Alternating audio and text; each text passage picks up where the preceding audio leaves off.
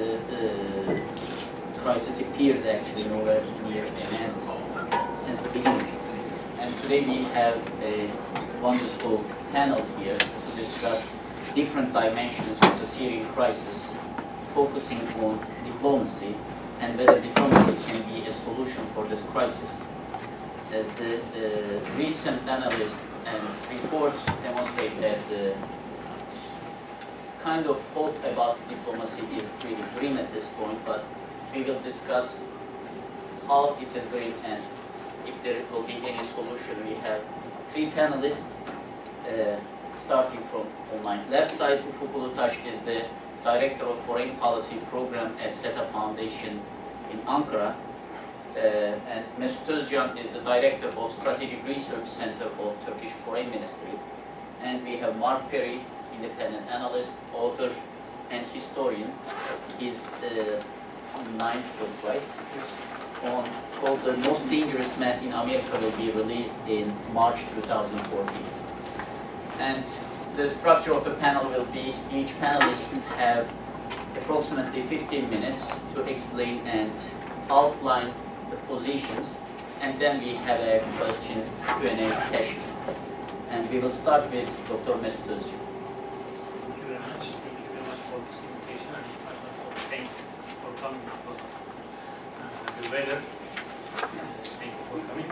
I will briefly try to outline Turkish foreign policy for Syria and the transformation of it over the years. As you may know, Turkish foreign policy towards Syria has been transformed a lot in the last decade or so. And for many years, for many decades, Turkish relations with Syria were problematic for several reasons, for historical reasons from the very beginning. And there were some difficulties because of Alexandria issue in the past, later because of the water issue. So for many years, decades, the relation between Turkey and Syria were problematic. Till 1980s, 1990s, we witnessed the same situation, and in response to the Turkish policies in the region, Syrian regime, Syrian governments tried to use other tools in order to balance Turkey, and in that respect they sheltered PKK. And in the 1980s and in the 1990s, this issue was very much on the agenda between Turkey and Syria in terms of their relationship. And with the 1999, with the capture of Öcalan and decline of security threats, then we witnessed a kind of change, a kind of transformation in Turkish policy, Turkish-Syrian relationship. And at that time, Turkish President Ahmet Necdet Sezer attended the funeral of Hafez Esad, and this was a beginning in Turkish and Syrian relationship. And here the message was from Turkish side, look, we are ready for a change, for a new beginning. So from that point on, then we witnessed a change in bilateral relations in 2000s. And in this change, political relationship was very crucial. So Turkish and Syrian policymakers established high-level contacts. So there were several visits, bilateral visits, and for example, the visit of Syrian President Esad to Turkey, because after 50 years there was a visit. So this was a kind of change in political relations, and at the same time, Turkey and Syria not only developed their political relations, but also economic and cultural relations as well. And Turkey and Syria signed a treaty in 2007. This dramatically changed their relationship. And in line with this economic changes, Turkey also abolished visas with Syria. So these all aspects contributed to this transformation.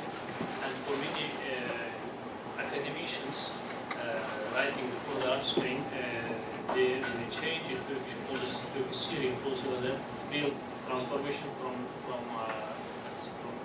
enmity or from difficulties to a kind of cooperation in 2000s, both in economic terms, political terms, and cultural terms as well. But this transformation or this change came to an end with the onset of Arab Spring, and as Kilic mentioned, for more than 3 years we have a new picture. And in the beginning of Arab Spring, similar to other countries, Turkey also said to the Syrian counterparts that there will be a kind of change in the region. So there are some similar demands in Syria as well, because we witnessed some demands in Egypt, in Libya, in Tunisia, in Yemen, so also in the Gulf. So the expectation from the Turkish side was that with a kind of step-by-step or evolutionary change, we will have a kind of transition inside Syria, and this will also contribute to Turkish-Syrian relations.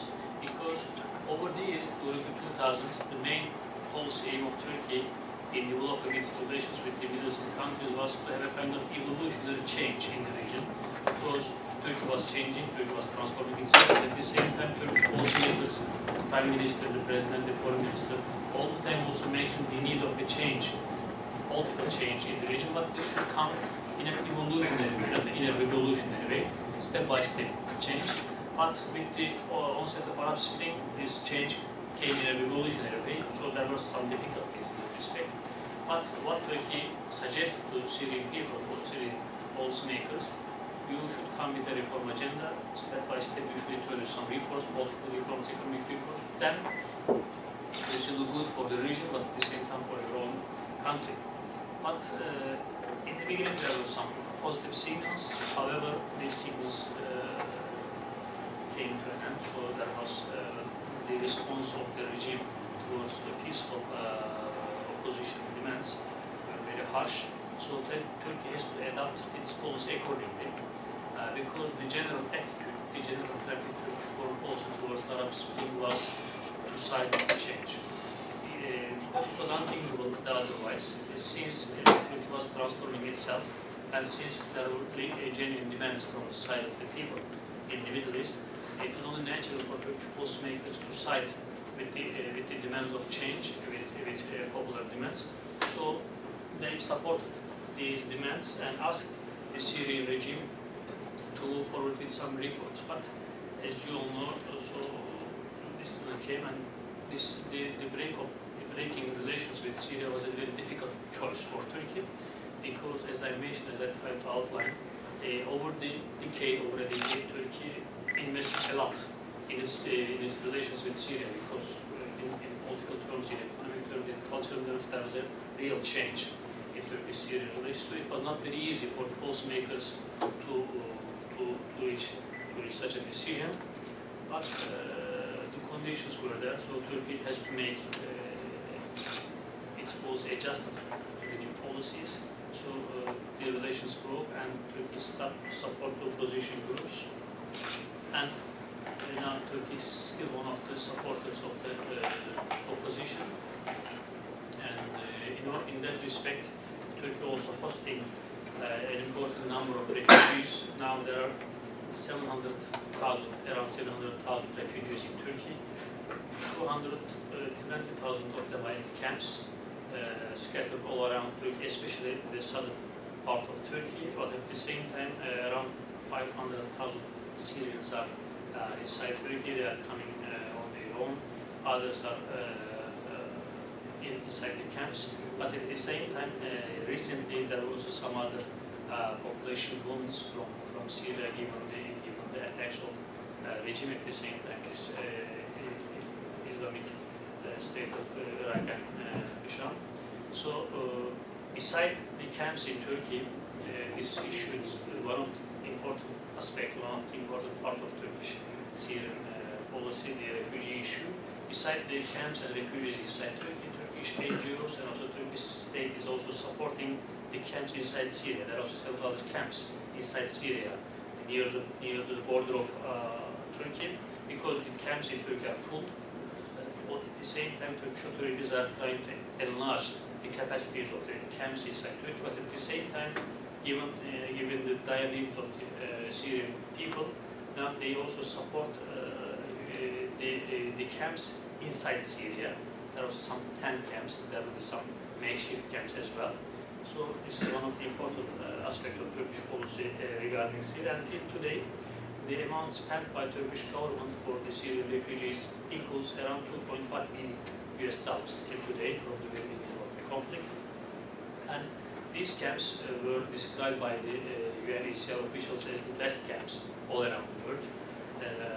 Last month, for example, before the General II meeting, the High Commissioner for UNHCR, Antonio Guterres, was in Turkey. He visited the camps, one of the camps in Ufuk, and along with other, with the Minister of Turkish Foreign Minister Ahmet Davut was also Iraqi Foreign Minister Zebari and some other people from the region. So they described the camps as the best camps all around the world. And so these camps established a precedent for other countries. So in terms of ending the conflict, Turkey supported these political initiatives, the Geneva 1, Geneva 2, and Turkey attended this Geneva 2 meeting. Still, there are some positive and negative signals coming from the meetings. The second round of talks between opposition and regime. Besides these, there are also some other attempts to bring different sides together. Turkey is also supporting these attempts as well, not only within this Geneva 2 framework, but also between Turkey, Russia, US, Iran, and other actors. So Turkey is definitely trying to find a solution to the Syrian conflict, because this is negatively affecting Turkish security, Turkish economy. So the conditions in Syria is very much detrimental to the interest of Turkey.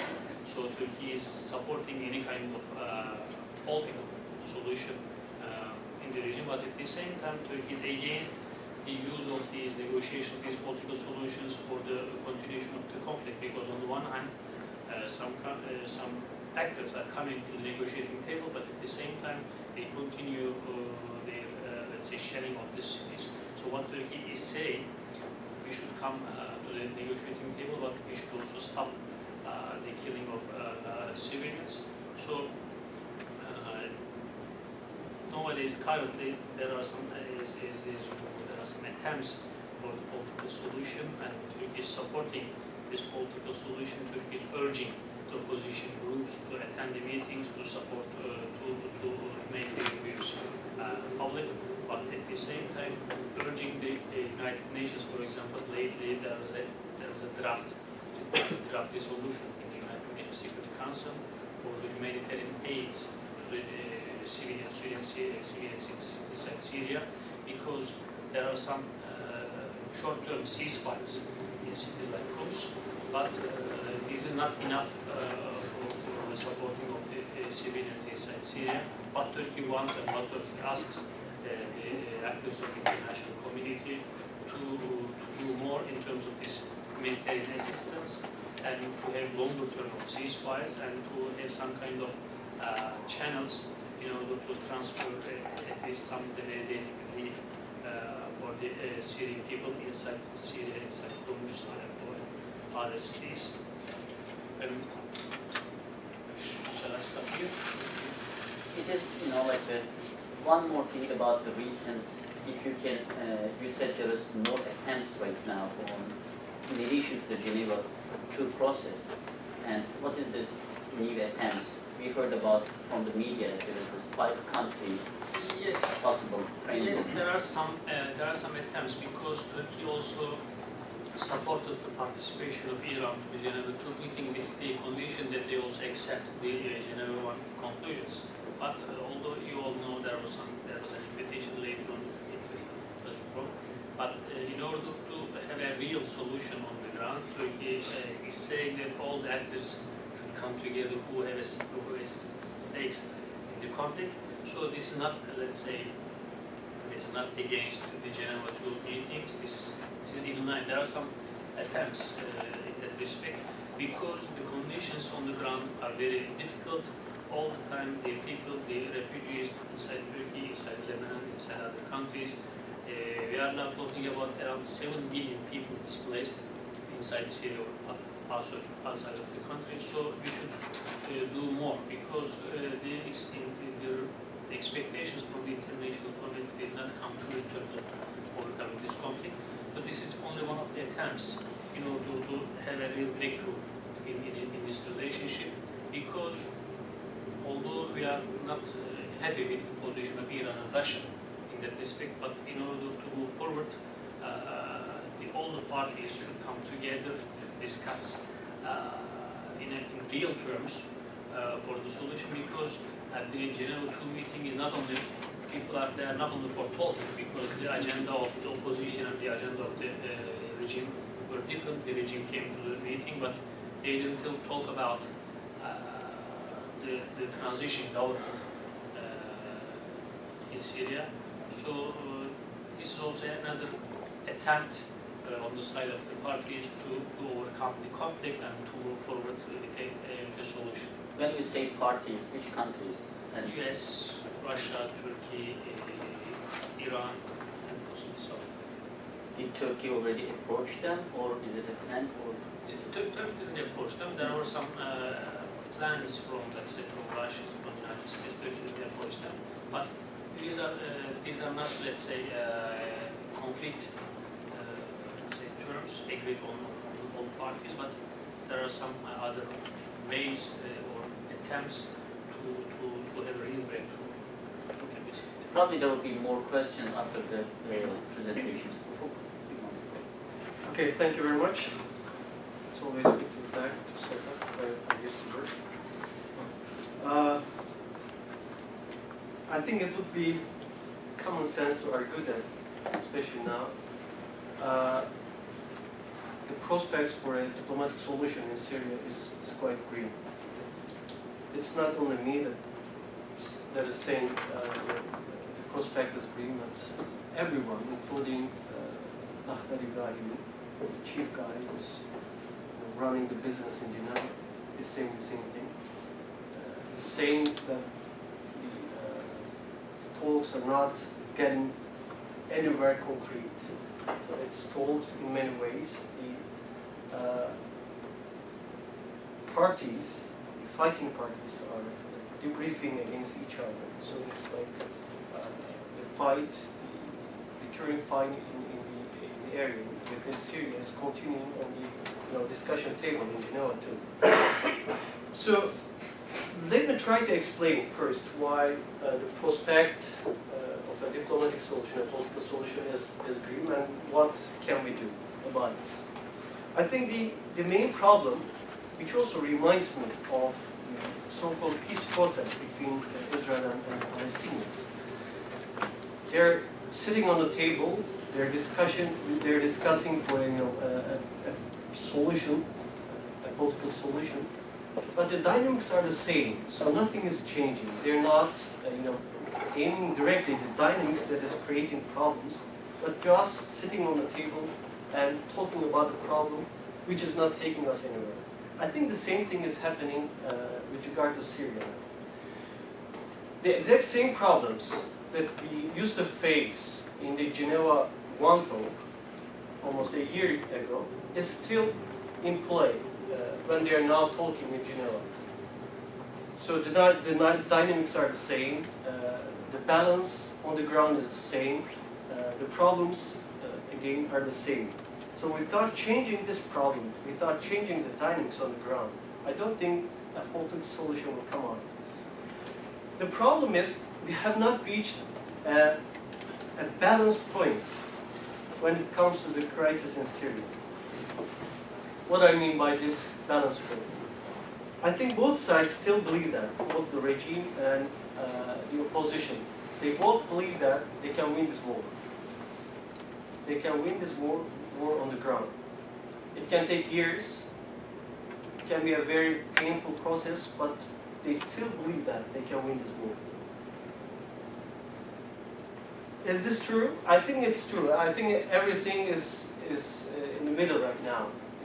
None of the sides could win over this battle or could take the lead on the ground to one another.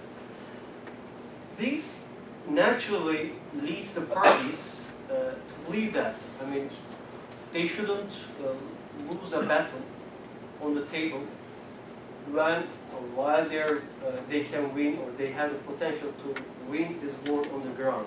So they are not ready to compromise on a political solution yet.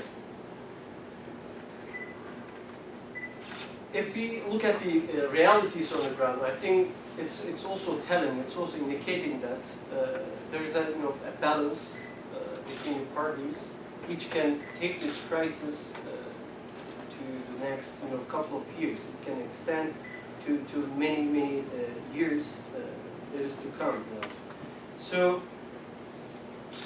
this is one of the major problems about Syria. We haven't have a party that believes that it is losing this war, so they should go to the table and negotiate for a peaceful solution. I think the second problem is that the political opposition, which is sitting on the table now, doesn't have the capacity, the full capacity and / legitimacy to deliver a solution not approved by the armed factions on the ground. So the legitimacy of the opposition cannot be, let's say, commanded only by the political opposition. So the armed factions who is giving the real fight on the ground has a lot to say about this. And I think there is this divergence between the political opposition and the armed factions on the ground, which is creating, of course, legitimate problems for the political opposition who is now negotiating in the name of the Syrian opposition in Geneva. The third problem is that the Friends of Syria group, which includes countries like Turkey, the United States, the Gulf countries, etc., I think are not in play as much as the group which I call the enemies of Syria. Okay? So the enemies of Syria are doing their best. And I think you know which countries I mean by the enemies of Syria. If it's the Friends of Syria, there should be the enemies of Syria. The enemies of Syria, I think, are in play. They're doing their best. They're using their utmost resources in order to help the Syrian regime to win this war on the ground. But when we look at the Friends of Syria group, I think we see an intermittent support to the Syrian opposition groups on the ground, which is kind of blocking the Syrian opposition to go one step further to take or capture critical places, critical locations in Syria, like Aleppo, for example. Aleppo is controlled by the Syrian opposition almost more than 70% for almost 2 years, but they're not taking the second step and capturing all Aleppo, just because they're not receiving enough support to, let's say, zero down the air force of the Syrian regime. And we thought, let's say, getting rid of Assad's air force, I don't think the Syrian opposition can take the further steps on the ground. So this is a big problem. Another problem is the war in Syria has been an asymmetrical fight since the beginning. On the one side, we have a country, a state, with its full resources, with its regular army and all weapons, supported militarily and financially by another country called Iran, supported diplomatically and logistically by another country called Russia, and again supported by proxies of Iran, for example, Hezbollah, on the ground militarily. This is one side, and the support coming to the Syrian regime has been steady and strong since the beginning. And when we look at the other side, we see kind of a civilian army. Most of the fighting forces on the ground at the ranks of the Syrian opposition used to be civilians. Abdülkadir Salih, for example, the leader of the divided regime, used to be a petty merchant in Aleppo. The leader of Jaish al-Islam fighting in Damascus, for example, used to be a physics teacher. So they're not trained as soldiers. Their equipment is not equivalent to the regular army of Syria. And the support coming from different sources, like the Gulf countries, or the other countries in the Friends of Syria group, has been intermittent. So we have seen this asymmetrical fight, and we haven't seen any steps, you know, in order to solve these problems or to, you know, tip this balance so that the opposition can take one step further and take further, let's say, advancements in Syria. So without solving these problems, I think we shouldn't expect a viable political solution.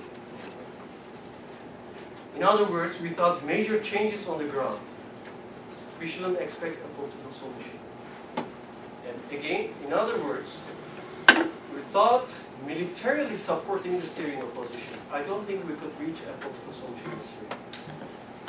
So, what can be done? I have just listed a couple of problems, and I think the solutions to these problems are quite obvious and telling by itself.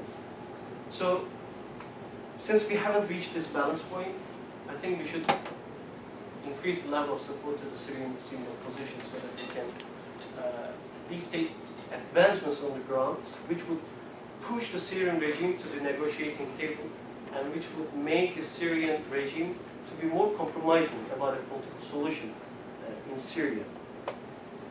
In other words, we should make the Syrian regime, as the Friends of Syria group, to believe that they can't win this war. They're not going anywhere. So they will lose this battle, so that they should sit on the table and find a compromising solution for themselves. I talked about the kind of divergence between the political and military opposition in Syria. So we should work to increase the legitimacy and the power of, let's say, representation of the Syrian opposition by increasing the say of the armed groups in the group that is now discussing and negotiating in Geneva.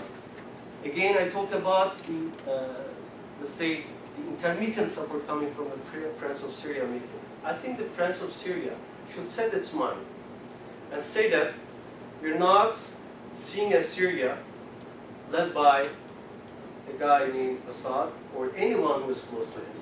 So we should do our best in order to, get the opposition to reach that point where they can build a Syria for all Syrians without the key figures in the Ba'ath party.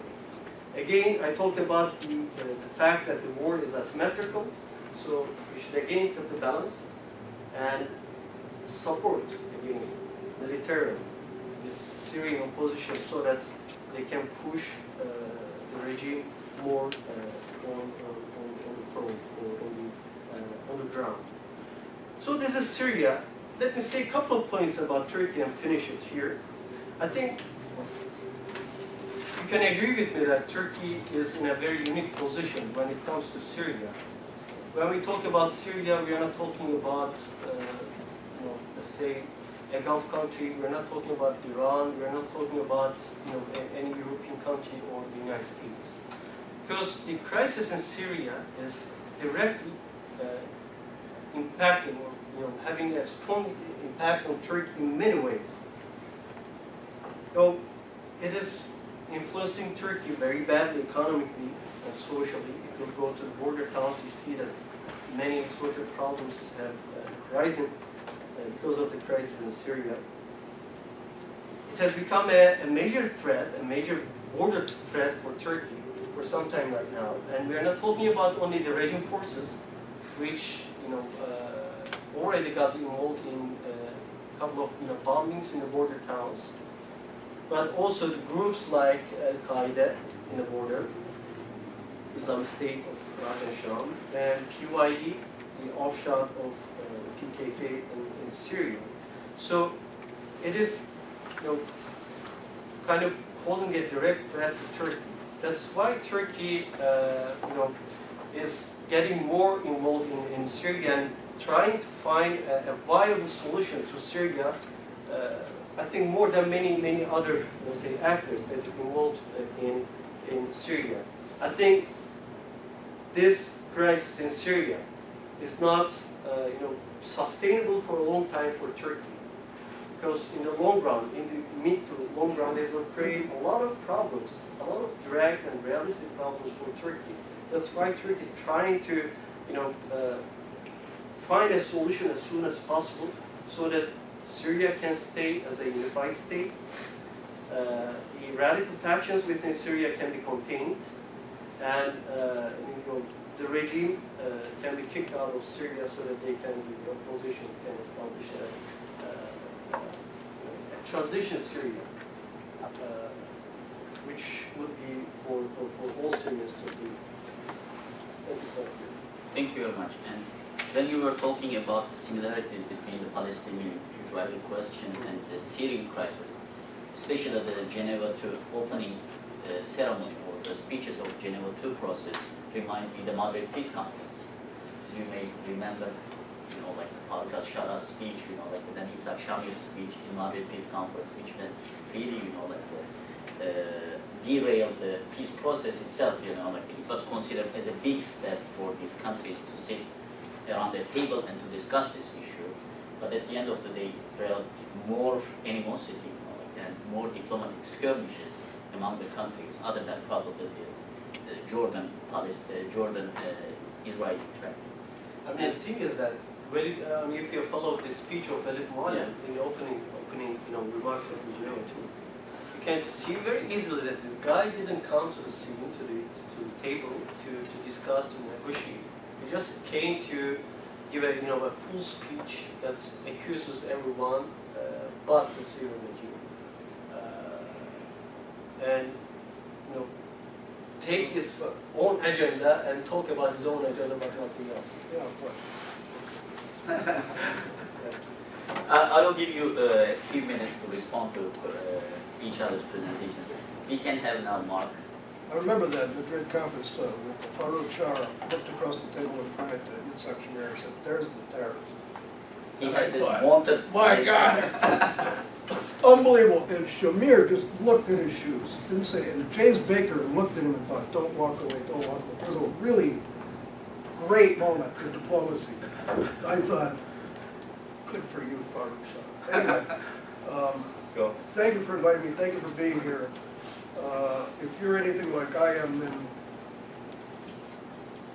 you get up in the morning and you have to read for 3 or 4 hours just to figure out what the hell is going on in the world, especially if you live in America. And there's a lot to know about the facts of the Syrian conflict. So when I received this invitation, I thought I should refamiliarize myself with the Syrian civil war and study the groups and the balance of power and who the leaders are. And then after 2 days of doing that, when I wasn't shoveling, I thought,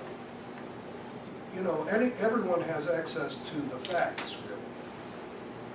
You can read the statements and the diplomatic back and forth and Brahimi's statements and what Llewellyn said, and you can get the facts, and I urge you to do so.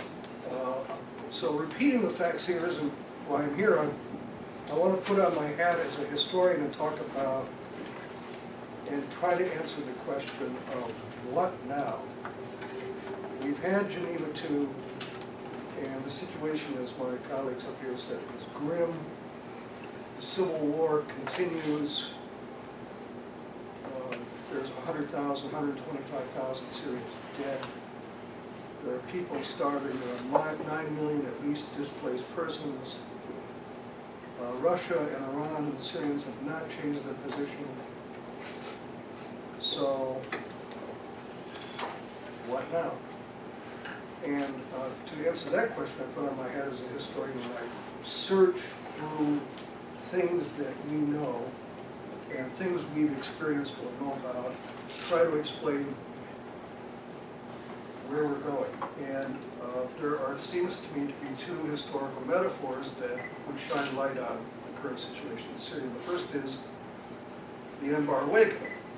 Now, in the Anbar Awakening, what really happened in the Anbar Awakening is that the insurgents against the American-installed Alawi government in Baghdad fought the Americans and fought Baghdad government, and these were the insurgents, and then Al-Qaeda came in. And the insurgents allied themselves with Al-Qaeda, and General James Mattis, at a meeting in Ramadi, in 2004 said, what are you doing? What are you doing sending your 18 to 35-year-olds to go fight with these guys? These are your enemies, they're not Iraqis. And we cultivated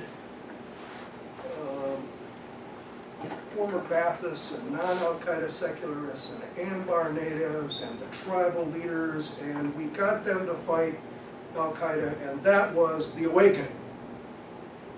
The problem, and maybe we could do this in Syria now, but it seems to me that it's a stretch to do that. We had boots on the ground in Iraq, we don't in Syria.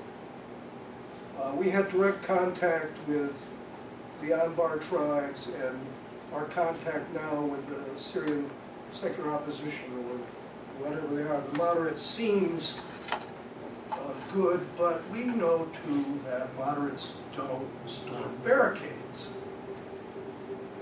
And so our leverage militarily, and we're not on the side of the regime in Syria like we were in Iraq, so it's not a great metaphor. It keeps suggesting itself to me, but it's not. I don't think we can put what's happening in Syria in the context of what happened in Iraq. A lot of people are doing that. It just doesn't seem to fit to me. And I know that what I'm about to suggest as a metaphor is a reach, but it's suggestive. For some reason this morning, waking up early, wondering if I was going to have to shovel again, I thought, you know, what this reminds me of is the Spanish Civil War. Okay, it's a reach. And there are lots of differences between what's happening in Syria and the Spanish Civil War, but there are a lot of similarities. In the Spanish Civil War, you had the Spanish military rising up against the democratically elected government.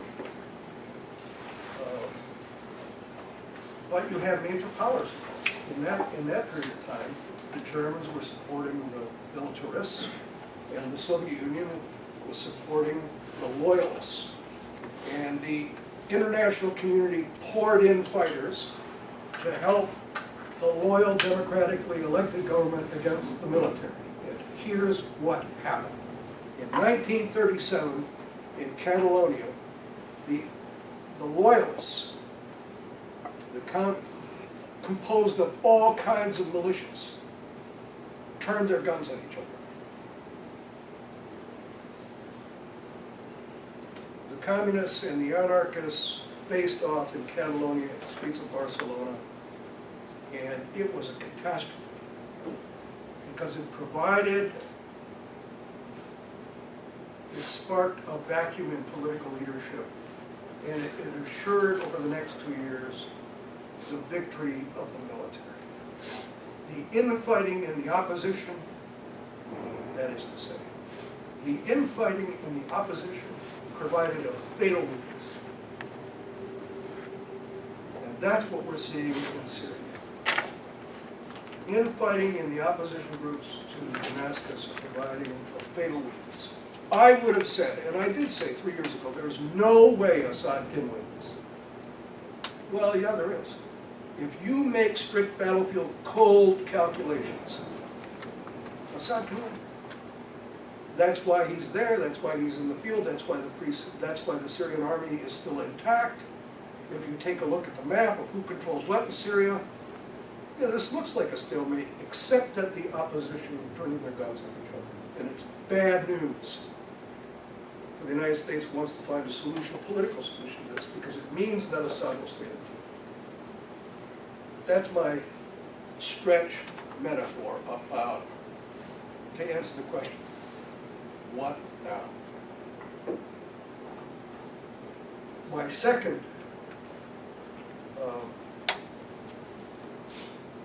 way of approaching this, since I'm a military historian and very familiar with how military people think, is to talk about how the United States might approach a political solution that they haven't really done yet, that they eschewed.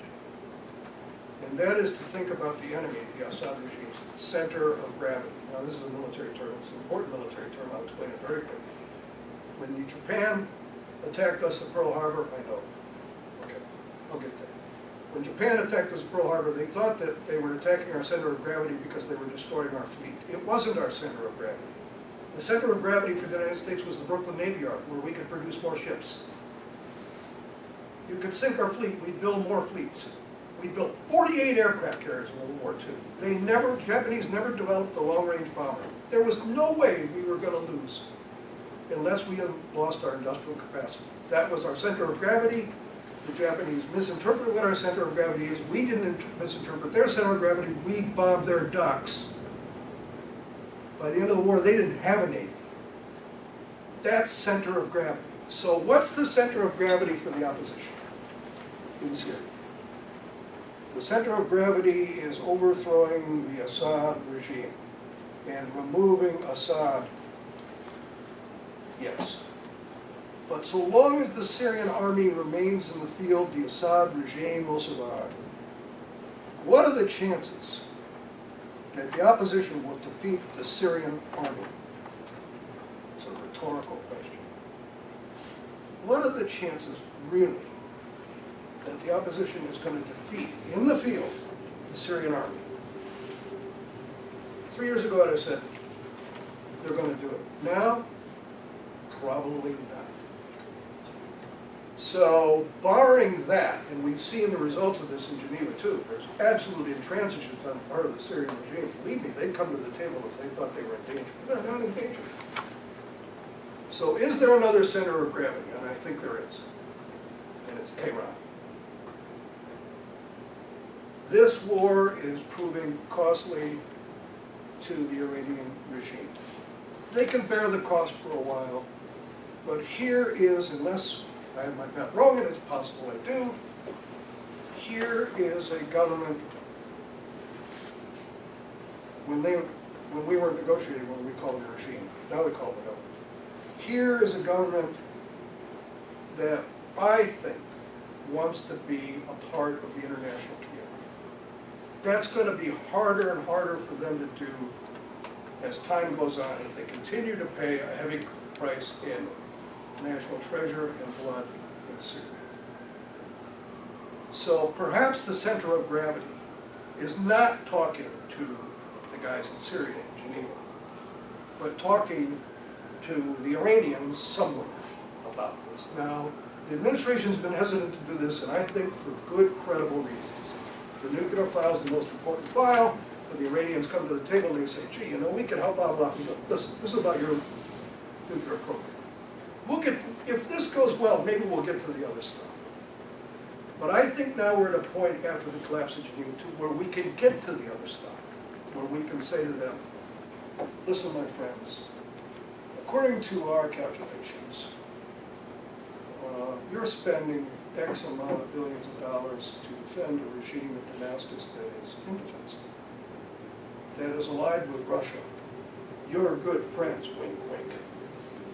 And you want to open your businesses to American corporations. They're lined up at the door, and we'd love to do that. Think about this. Think about this. If the supreme leader in Tehran says to Mr. Assad, you know, time to start thinking about a transition, he will.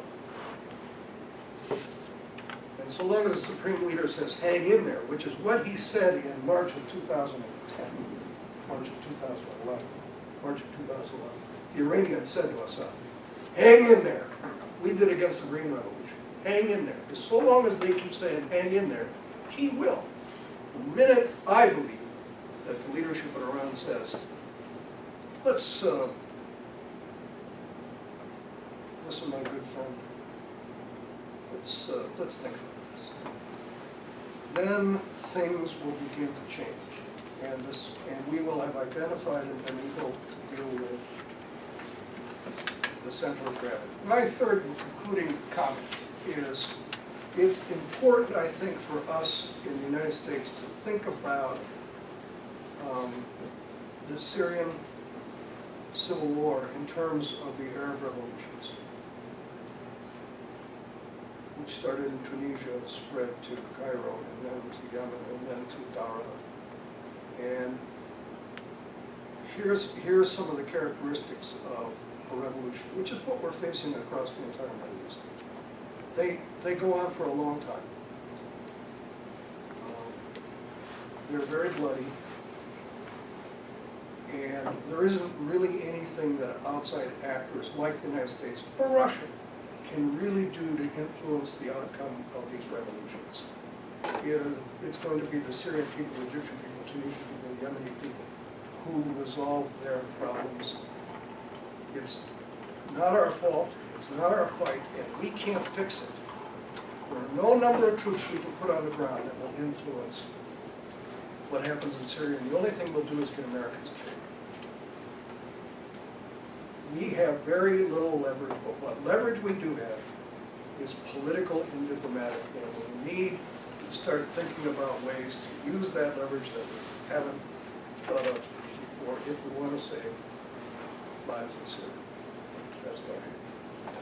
Thank you very much, Mark. And before opening the floor for questions, let me ask a few questions to the panel, General, and then we can go ahead. And one question to Mark is, since you are a military historian, recently COMEX report released this really long report about the civil wars and comparative study of civil wars and the civil war in Syria. And according to the report, the closest example actually for Syria, if you want to compare with anything else, is either 1980s Afghanistan or 2000s Congo.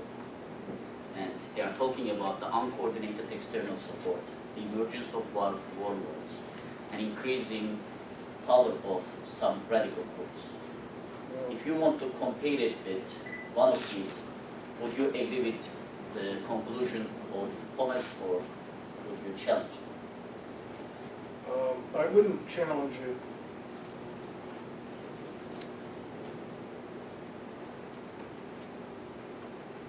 For me, the real metaphor here for what's going on in the Middle East is not Afghanistan or Empire or even the Spanish Civil War, although I use that example, but the French Revolution. And it's happened in every revolution, and it's going to happen in the Arab Spring. I think it is happening in the Arab Spring. In the French Revolution, the Gironde, the great moderate middle way, was wiped out. They went to the block. And the Jacobins, the guys who stormed the barricades, and who thought of the French Revolution as not just a political revolution, but as a social revolution, those are the guys who won. And that seems to be, for me, that seems to be almost organic in revolutions. And we're seeing it now, I think, in Syria. ISIS, we haven't seen the end of this in Egypt, believe me. It's coming around the corner, and it's going to be ugly. And I think that the moderates are beginning to lose in these countries. The Jacobins are beginning to win. It probably started with 9/11. Historians can debate this forever, but that's what we're seeing. And our best effort is to support the Gironde, political Islam, Brotherhood, Hamas, Hezbollah are the different, very disagreeable, but the best front against radicalism, but I don't think they can win. We gotta support them, but they probably in the short term can't win. In the long term, this is, I think, what will. That's my answer. Another about the U.S. position. Two Secretary of Defense that President Obama had so far. The third one didn't release his memoirs yet. And both Secretary Kanat and Secretary Gates, Secretary Kanat in this interview on Rolling Stone immediately after his retirement, and Robert Gates in his new book, criticized Obama administration's policy on Syria. And we don't know what Chuck Hagel will write after he retires. How would you evaluate this? Do you think there is this kind of divergence between the military and the White House? Or? Not anymore. There was testimony prior to Obama deciding not to intervene in Syria. There was testimony given by the Secretary of State, John Kerry, and the Chairman of the Joint Chiefs of Staff, Martin Dempsey about intervention in Syria and why it was important that we intervene in order to ease the humanitarian situation in the country. Using military force to ease humanitarian situations in any country seems to me to be perverse, but there you go. This is the view of the humanitarian interventions. And during that testimony, in support of an intervention, John Kerry was like this, and Martin Dempsey, the chairman of the Joint Chiefs of Staff, was like this. And Martin Dempsey was asked, General Dempsey, what is the goal of the United States in Syria? And he said, I'll be darned if I know. To which John Kerry responded, what the chairman meant to say was. Now, when you hear somebody in official Washington say, what the chairman meant to say was, you know there's a division. And there's division between diplomacy and the military then, but not anymore. The U.S. military does not want to intervene in the Middle East in these civil wars. We did it kind of in Libya, and it caused Mali. And if we're not going to intervene in Syria, what do you think, what does the APAC leadership think the chances are of us having a war with Iran? We're not going to do it. And when I think about the powerful lobbying groups in Washington, and I think about the Middle East, I look at what the military is thinking and what the military is saying. And it's not always clear, but it's there. And what the military is saying now is no. And Secretary Gates told Mr. Obama prior to the U.S. intervention in Libya, Mr. President, we can't do this. Some of these revolutions might fail, and we're just going to have to live with that. So let's not intervene. We can't really influence events there. And Obama determined after the intervention in Libya that the Secretary of Defense was correct, and he still holds that position. Thank you very much. And one last question, actually, just to clarify. We talk about radical groups, and Mesut just mentioned the recent activities of Islamic State of Iraq and Sham, the region. And there is a recent, actually, Turkish attack on one of the ISIL targets. And Turkish Foreign Minister in a recent interview explained the situation. But can you clarify what's going on and how close these groups are to Turkish border and what kind of threat they They are in some part of northern Syria, and they are fighting with the Syrian opposition groups. They are not fighting with the Syrian government. So they are controlling some part of it, and especially in areas where they control, the number of refugees coming to Turkey is increasing. So what Turkey wants to have a kind of, let's say, stability there, because at the same time there was some sporadic but very limited fightings from these people in their fight with the Syrian opposition. And sometimes this is also affecting Turkish security because some people are very close to the Turkish border. So for this reason, what Turkey wants to keep these people as much as away from Turkish territory. So what is Turkey saying? These groups are not, as you mentioned, in the Spanish Civil War, they are not fighting with the regime, but just fighting with other opposition groups, and so this is not helping the transition in Syria. For this reason, Turkish government is criticizing them, and for this reason, this is affecting negatively Turkey, because lately, after the attacks of these groups to some Turkmen groups inside Syria, the number of Turkmens who take refuge in Turkey increased. More than 20,000 people last month came to Turkey, escaping from the attacks of these people. So this is increasing the burden on Turkey, both economically and in terms of humanitarian activities. Do you want to add something on this? I mean, this is a very complicated, like Islamic State of Iraq and Sham. It's a very complicated organization. We usually call them as a part of Al-Qaeda or the Al-Qaeda states. They're not part of us.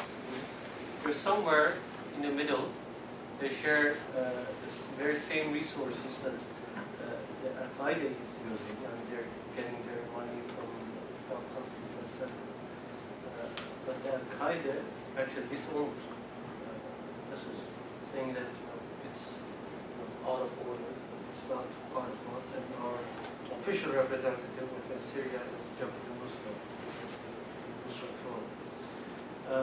When you talk with the people on the ground in Syria, and this is not something new, this has not started with the recent fights, between ISIS and the other opposition, but I'm talking about almost a year back in Syria, when you talk with the opposition members, even the Islamist faction within Syria, they used to say that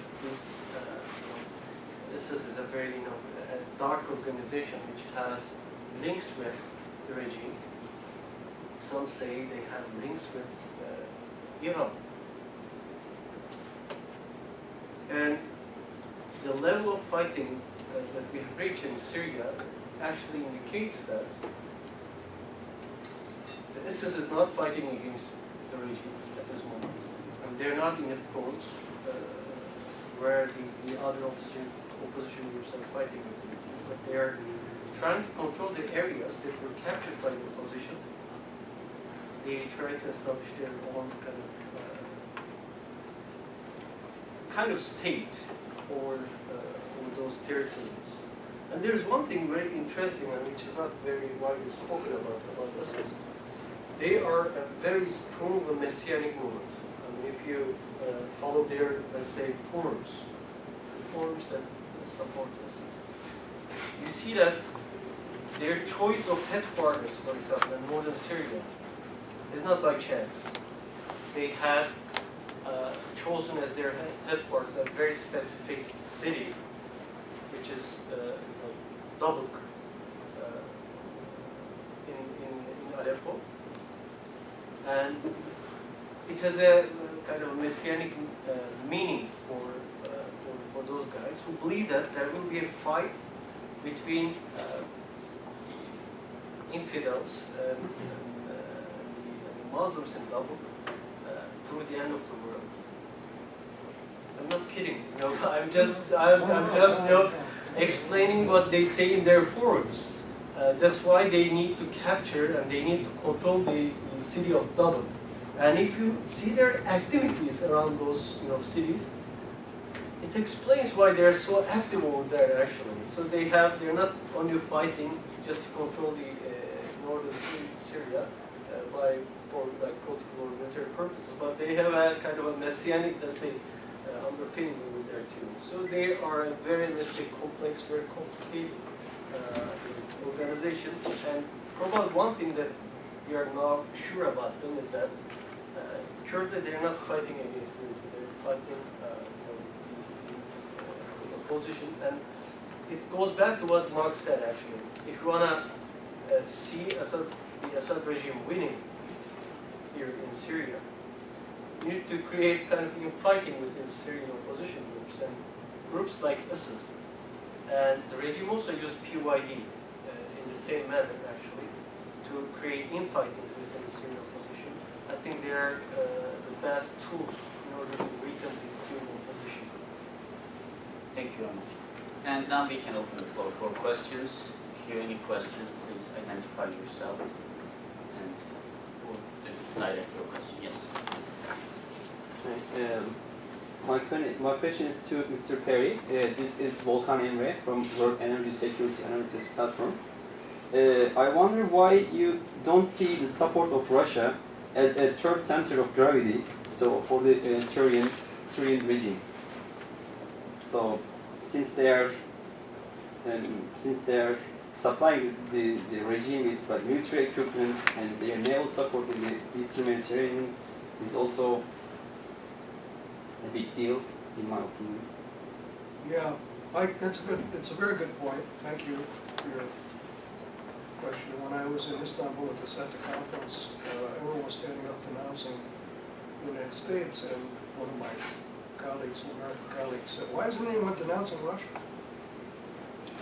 They supplied chemical weapons to Syria."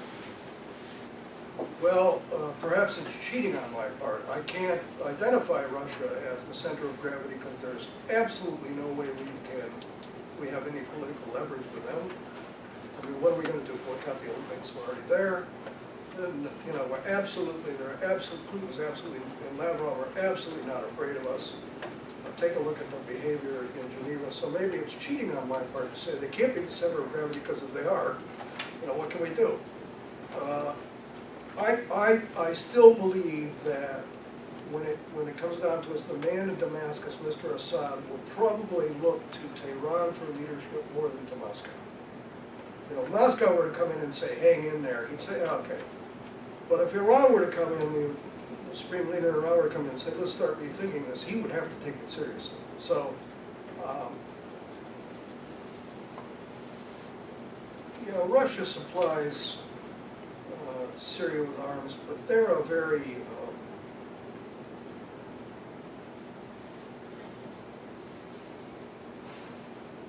their past is, you know,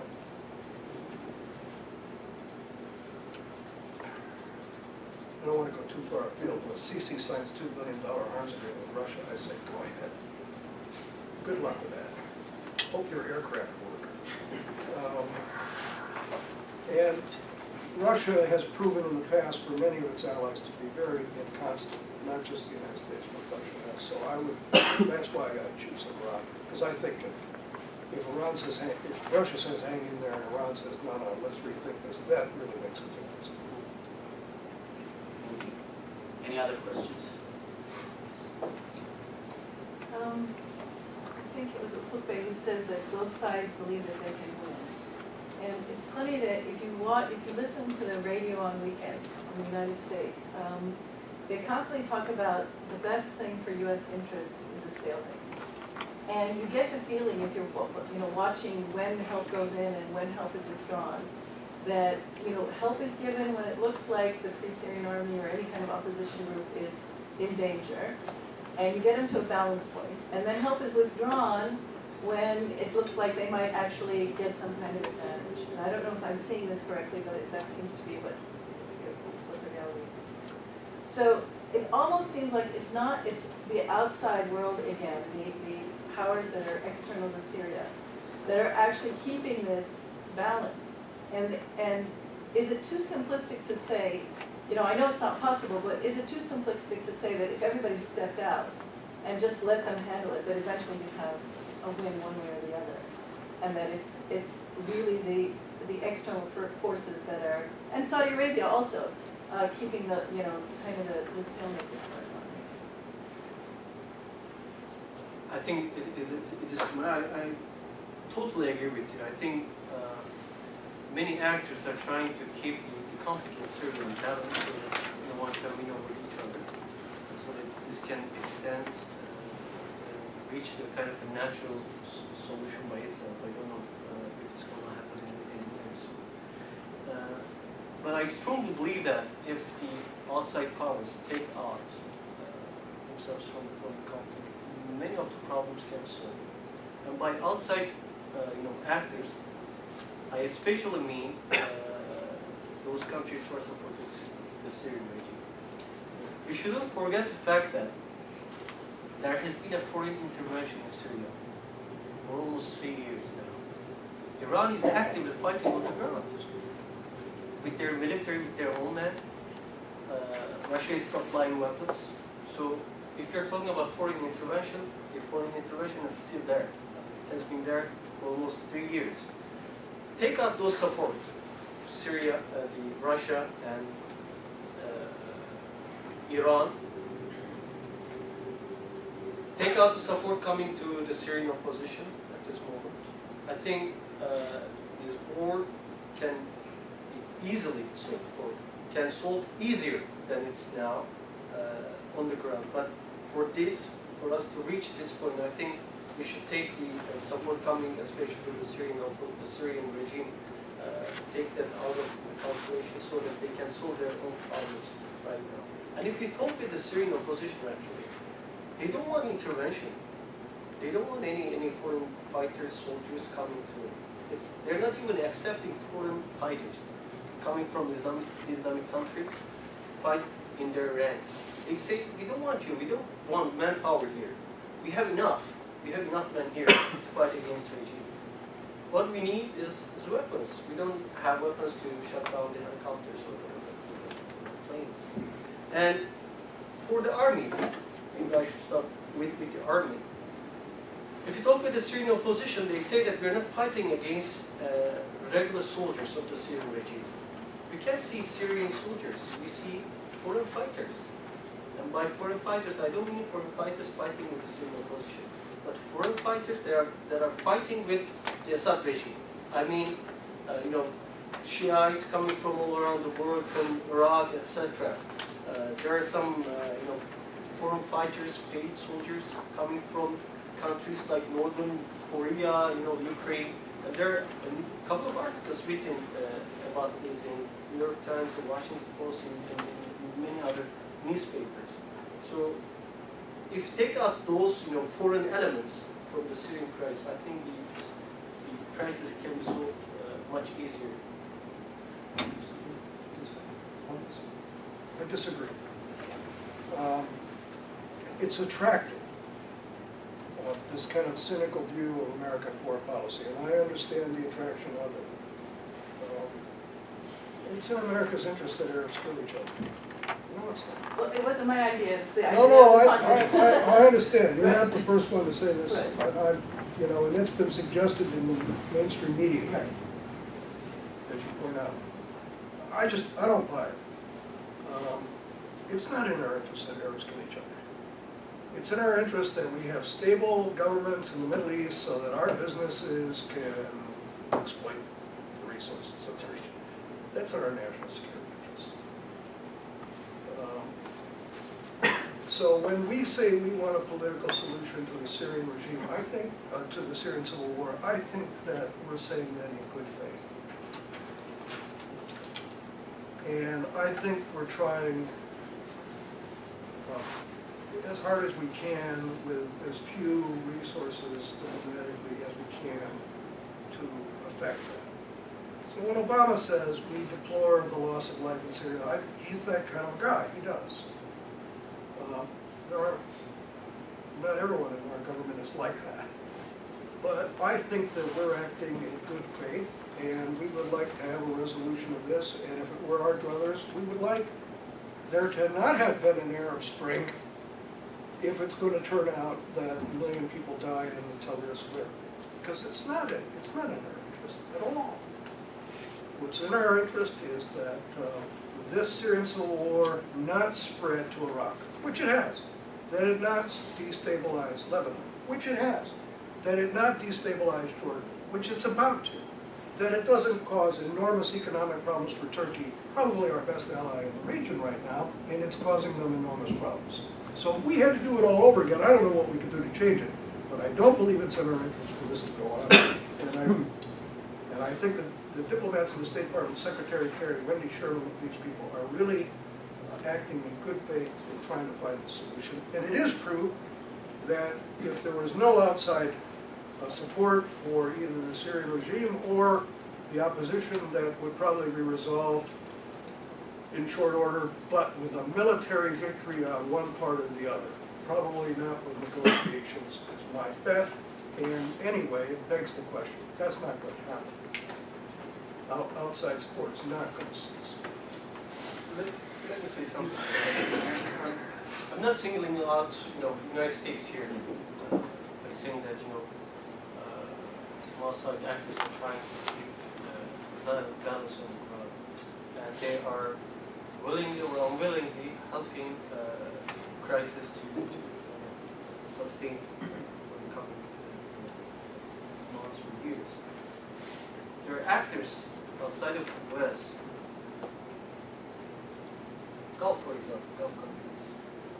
I think everything goes back to probably one of the most important questions about the Syrian crisis. That is, who's going to come to power after the Assad regime goes?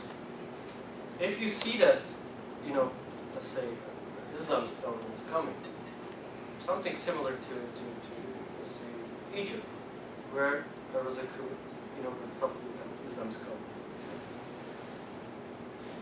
You would think more than once, I think, when you give support and when you see that one side, the opposition, is winning on the ground. So I think that concern is somewhere. It's in the mind of the United States, of policymakers. It's in the mind of many policymakers in the Gulf, for example, in Saudi Arabia, in Arab Emirates. So when they see that, something, a government, a rule that will come out, which would be in line with interest of the United States or Saudi Arabia or any other country in the region, I think their support would be more steady and less intermittent, which would help, I think, make the opposition to win over this battle. If I may, I'm sorry. Let me go back to what you said and kind of link it. Russia's punching above its weight. Yeah, don't you think? It's punching above its weight, sorry. It's punching above its weight. Every time you read the Washington Post, it says, Russia is supporting the Damascus regime because it wants to show that it still is a great power, comma, without the comma, it goes on to say, because they're not. It's punching above it. I think it's punching above its weight. I don't know what the point of it is, but I think it's easy to, here's a guy, Putin, who's trying to show that he counts, that he matters. And what has it resulted in? Chaos in Syria. And support for a dictator in Cairo, $2 billion deal of second-rate weapons. So, we need to, anyway, go ahead, sorry. But the perception about the US policies, they are not doing anything to counterbalance this. Yeah, I know that there's a perception abroad in the Middle East, the Arab world, that the United States could do something. I remember walking into the Palestine Hotel in 2003 with a British friend of mine in Bethlehem, and sat down with some Palestinians, and I said, is there any way that we can help you? And he said, no, thank you, you've done enough. And the perception in the United States is that, we should do something. I remember on Al Jazeera before the Libya intervention, the guy said, the United States is doing this and not intervening in Libya to get rid of this dictator because they like to see Arabs die.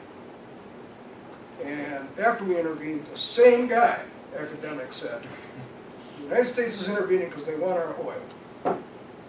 Come on. It's not our fault, it's not our fight, and we can't fix it. We can't. We have 2 minutes actually left. Some of our panelists will join another panel. We wrap up the questions. Ambassador. Just going to come back to the Ufuk. You started down the road, but didn't quite get there in terms of a denouement in Syria. What would be the end result if X or Y occurred? It gets back to Mark's observation. The revolutions are, and they have become, total societal disintegration, redefinition. It has become an environment in which the most extreme, be they messianic, or those who believe it's an existential struggle for survival, with the Alawites, some of the Christian communities seem to believe. When you have a struggle that has descended and seems to be defined in so many ways as one that is increasingly sectarian, one that is increasingly existential, at the end of the day, is it possible to have any stable, civil, governmental entity in control of at least part, if not all, of Syria? I think it's Just let's get another question. Dylan Rebstock from the Atlantic Council. So you said that the current situation is not sustainable for Turkey. How long can Turkey afford the status quo? You want to go ahead, Kalic? Ufuk, you talked about changing the dynamics on the ground by supporting the opposition, but the counter-argument that the more you support our opposition, the more support the regime gets from Russia and Iran, and their positions are that they don't have an incentive to negotiate.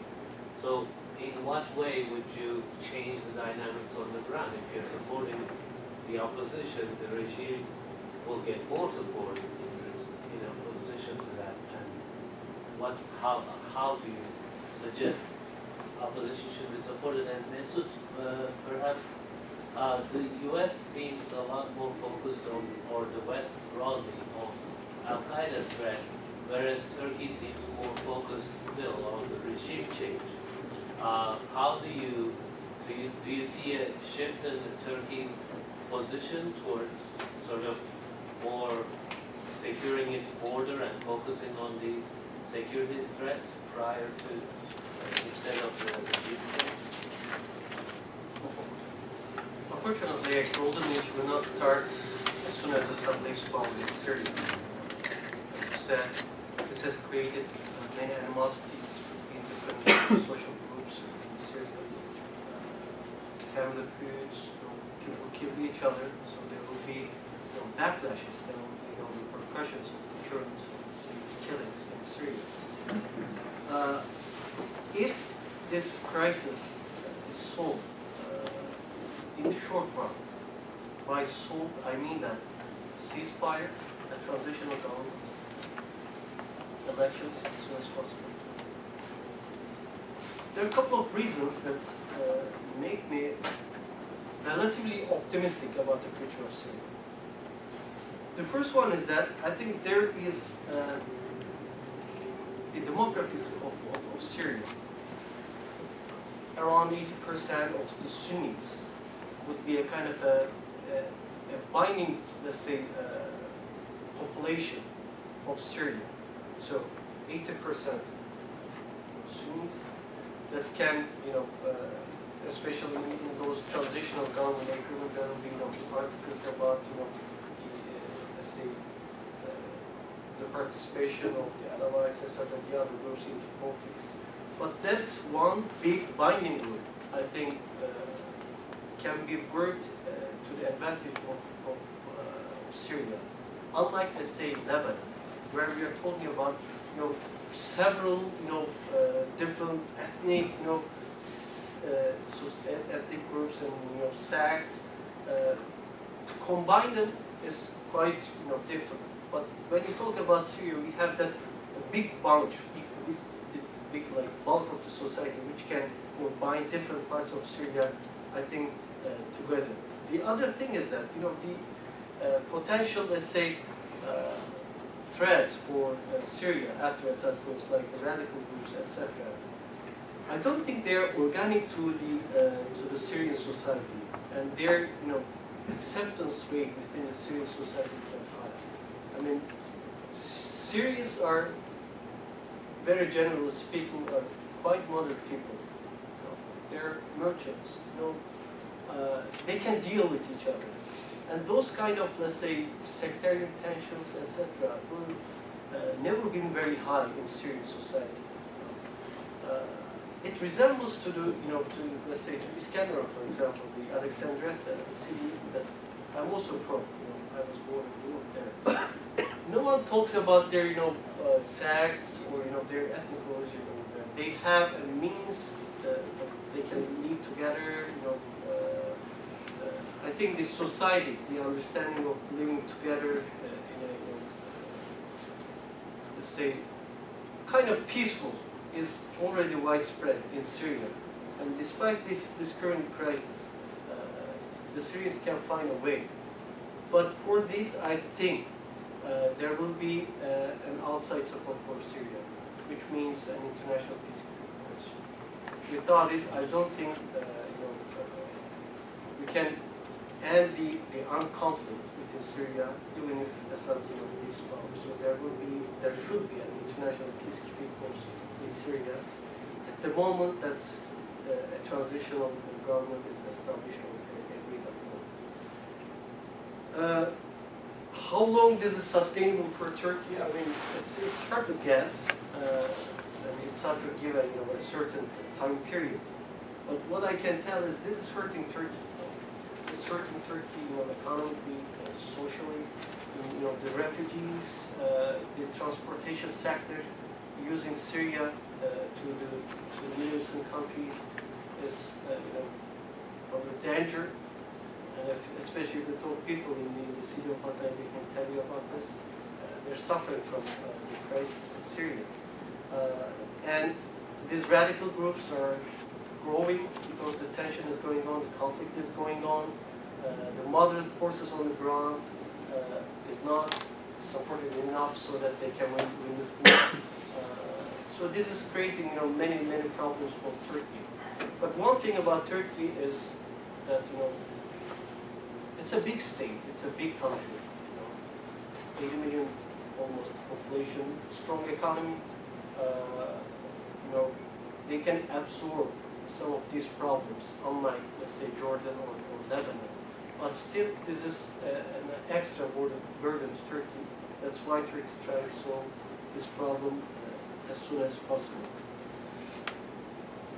I think, when we are talking about Syria, we should remember that we are not talking about one country and with its own dynamics that these problems can be solved. I think we need an international push for a solution in Syria. We have been talking about United Nations Security Council. And when we talk about UN Security Council, naturally we start talking about the United States.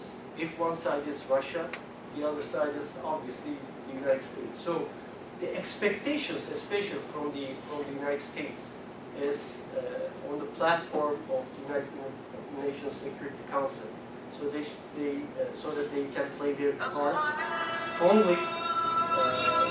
Probably persuade Russia to take steps positively in the Syrian solution, in the Syrian crisis. So, just a few sentences.